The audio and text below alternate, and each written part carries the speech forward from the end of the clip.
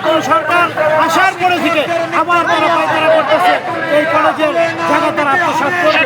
কিন্তু আমরা বদ্ধপরিকর যে না, এই জায়গায় আসা যাবে না।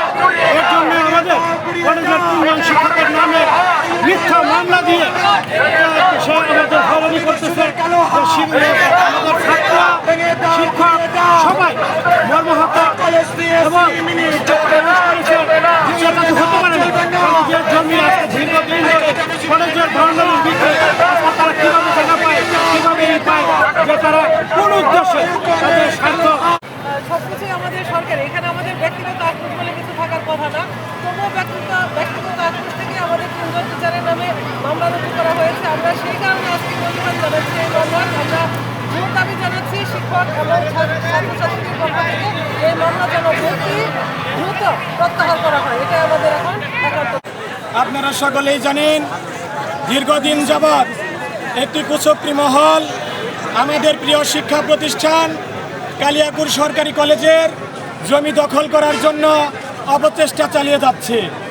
তারা বিগত সময়ে এই কলেজের জায়গা জমি দখল করতে এসে বিভিন্নভাবে বিভিন্ন পর্যায়ে বিভিন্ন খাতে বিভিন্ন সময়ে প্রায় 1 কোটি টাকা ক্ষতিপূরণ নিয়েছে।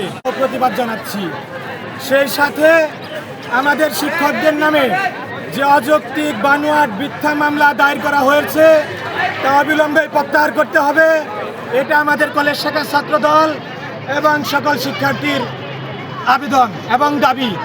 যদিও অতি তাড়াতাড়ি আমাদের শিক্ষকদের এই মিথ্যা মামলা প্রত্যাহার না করা হয় তাহলে আজকে আমরা কেবলমাত্র একটি মানববন্ধন দিয়েছি। আমরা অপেক্ষা করব যে অতি তাড়াতাড়ি আমাদের শিক্ষকদের এই মিথ্যা মামলা প্রত্যাহার করে তারা তাদের ভুল স্বীকার করে আমাদের শিক্ষকদের কাছে তারা ক্ষমা চাবে। যদি ক্ষমা না চায়, এই মিথ্যা মামলা প্রত্যাহার না করে, তাহলে সামনের দিনে আমরা আরো কঠোর আন্দোলন এই চন্দ্রাতে গড়ে তুলব। মানববন্ধন করছি কেন? একটি কারণ হলো আমাদের কলেজের সম্পদ নিয়ে আজকে বাহিরের কিছু ভূমিদস্যু ছিনিমিনি খেলছে। আমাদের কলেজের 3 জন শিক্ষকের নামে মামলা দিয়েছে।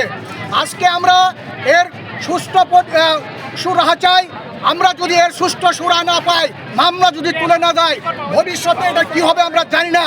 আজকে শান্তিপূর্ণভাবে আমরা মানববন্ধন করছি, গাড়ি ঘোড়া বন্ধ করি নাই। এরপরে যদি সুরাহা না হয়, আমরা রাজপথ দখল করে নিয়ে এই মানববন্ধন করব। আর